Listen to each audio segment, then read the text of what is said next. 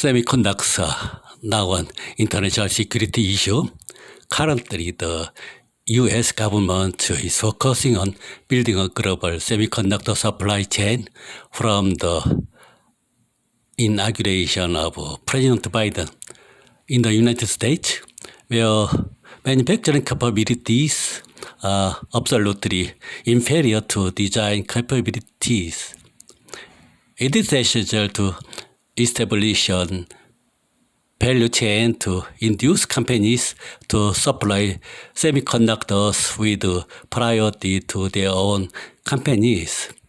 The reason why the U.S. government even built a supply chain while creating a confrontation with China is because it sees semiconductor as a problem directly related to security. The U.S. government's view of the current semiconductor problem as a security issue rather than an individual aspect was also expressed in the participants.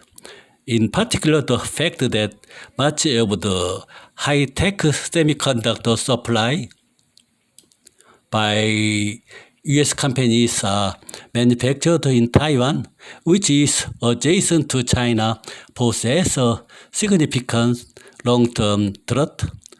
U.S. President Joe Biden made it clear again at the semiconductor supply chain meeting on April 12 that the U.S. government viewed semiconductors as a national security issue, not a business. Though this meeting, the U.S. government also sent a signal to Samsung Electronics and other Korean semiconductor companies to participate in the value alliance value chain that it is building. From the standpoint of the Korean companies, not only are they simply demanding to expand their investment in the United States, but they are also under pressure from both the United States and China, which are competing in major feature industry, including semiconductors. After the U.S. directly intervened in the battery dispute between LG and SK to reach an agreement, Samsung Electronics was invited to the White House meeting and requested to expand semiconductor investment in the United States. By inviting Samsung Electronics, a representative of Korea, a Korean conglomerate doing business in the United States, threw a message saying that it should break away from China's red supply chain and join the U.S. economic alliance.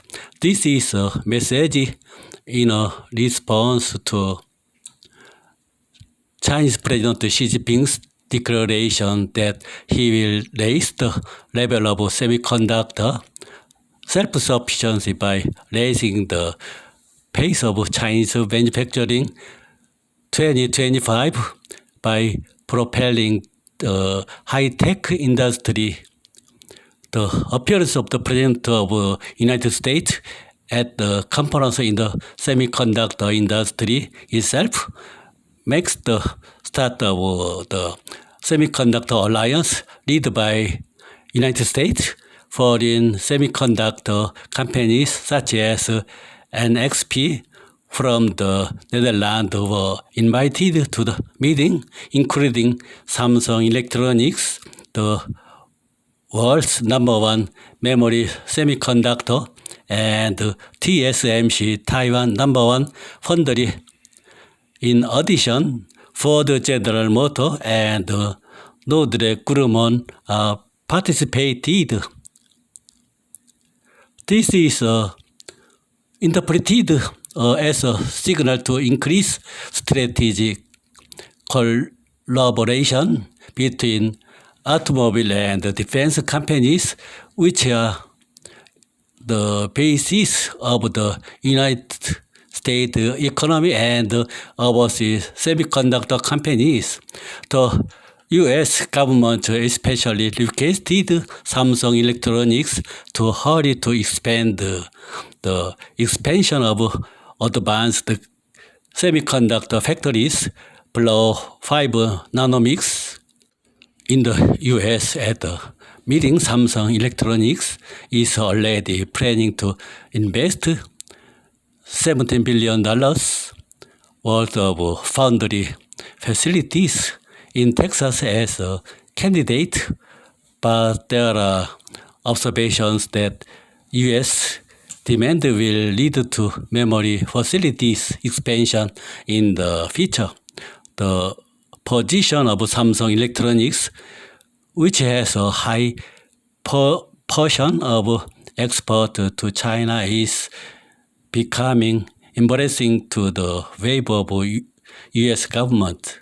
Samsung Electronics has only overseas memory factory in Xi'an, China, and Chinese mobile phone makers are major customers.